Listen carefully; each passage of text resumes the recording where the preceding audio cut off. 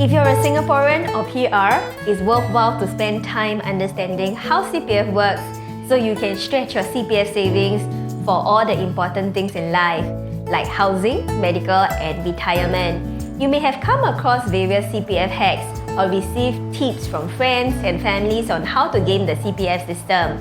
But how many of these so-called hacks are actually useful and how many are just noise? Hi, my name is Xueni. In my day job, I give evidence-based financial advice to high-net-worth families to help them maximize their money for everything that's important to them. So today, I'm going to review some of these common CPF hacks, break down their pros and cons, and see how effective they really are in growing your CPF savings. Before we dive into the hacks, let's quickly go over the CPF accounts. If you're below 55, you have 3 accounts: the ordinary, special, and Medisave accounts, each serving a different purpose. The OA is mainly for housing and education, SA for retirement, and MA for medical expenses.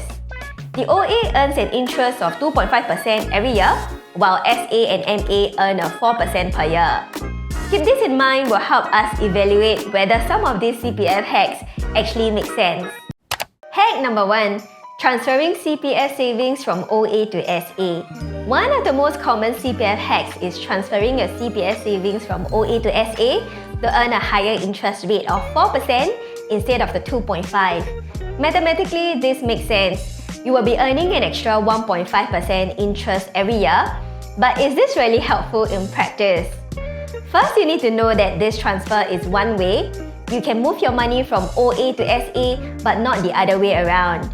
Also, you can only transfer up to the full retirement sum, which is $213,000 in 2025. Let's say you're 45 years old and have about $150,000 in both your SA and OA. You're considering transferring $63,000 from your OA to SA to earn the extra interest for the next 10 years until you turn 55. If you make the transfer, that $63,000 compounding at 4% each year will grow to about $93,300. But if you leave it in your OA at 2.5%, it will grow to about $80,600. That's a difference of $12,700. But the trade-off for this extra $12,000 is the loss of flexibility. This transfer is irreversible, and unlike a cash top-up, it does not qualify for a tax relief. So if you're below 55, chances are you're still in your wealth accumulation phase, like paying off a mortgage, servicing a car loan, saving for your children's education, and preparing for retirement. If you transfer your OA savings to SA, you can no longer use that money for housing or education. And if you plan to buy a new home or to clear your mortgage, you might need to use cash instead, which could be counterproductive and make your finances much tighter. So is this hack worth it? I'll rate it 2 out of 5 in effectiveness. It is only beneficial if your housing needs are completely settled and you don't need your OA savings for your children's education. Otherwise, the extra interest earned isn't worth the loss of flexibility. Moreover, there are better ways to grow your OA savings without losing your flexibility, such as investing through a CPF investment scheme, which I'll talk about it later. Hack number 2. Topping up your CPF accounts in cash. Another popular CPF hack is topping up your special account in cash. The government offers a CPF cash top-up relief to encourage Singaporeans and PRs to set aside more for retirement. You can enjoy tax relief of up to $8,000 per year on cash top-up. For example, if you are in the 19% tax bracket, topping up $8,000 into your SA would save you $1,520 in taxes, while that $8,000 earns a 4% interest in your CPF. But there's a catch. Once top up, your money is locked in until age 55. So is this hack worth it? For high income earners, I'll rate this 4 out of 5 star because it provides both tax savings and guaranteed returns. And since you likely have a higher disposable income, locking in an $8,000 per year wouldn't be a big issue. Plus, it can be a good form of forced savings for retirement. But for non-high income earners, I'll rate this 2 out of 5 stars. The tax savings may not be significant enough for you to lock up your cash, especially if you might need it for short and mid-term expenses. Hack number 3. Topping up your loved one's CPF accounts in cash. Similar to the previous hack, you can also top up your loved one's CPF accounts and enjoy the same tax relief up to $8,000 per year. Same as the example above, if you're in the 19% tax bracket, you would save $1,520 in taxes, while your loved one earns a 4% interest on their CPF savings. This is especially useful for non-working spouses or elderly parents who may not have enough CPF savings for retirement. Instead of giving them cash that sits in the bank earning less than 1% in interest, you can put that money into CPF where it grows at 4%. I'll rate this 4 out of 5 because it's a win-win. You get tax savings while helping your loved ones secure a better retirement. Hack number 4.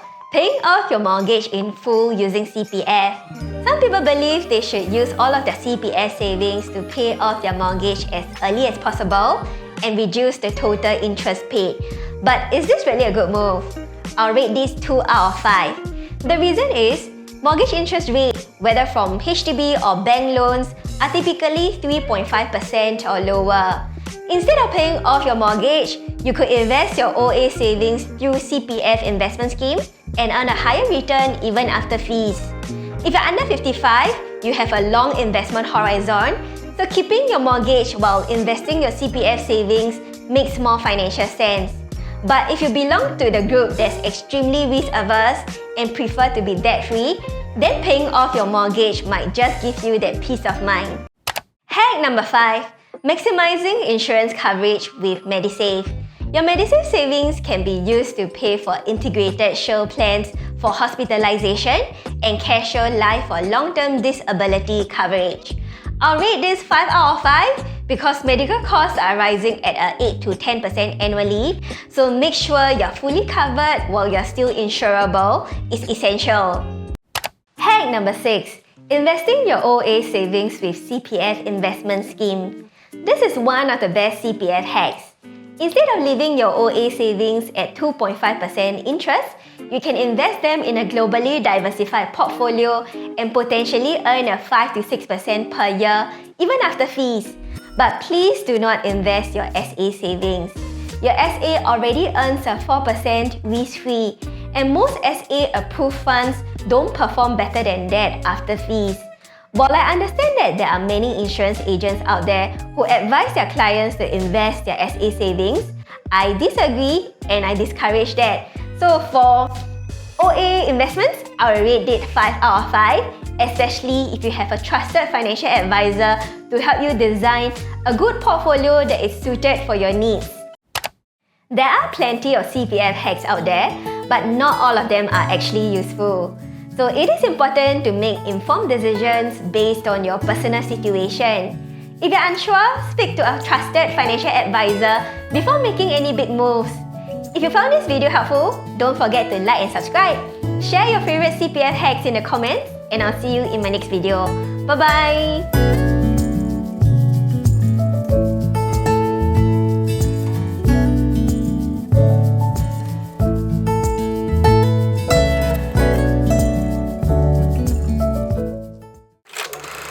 Hack number 5.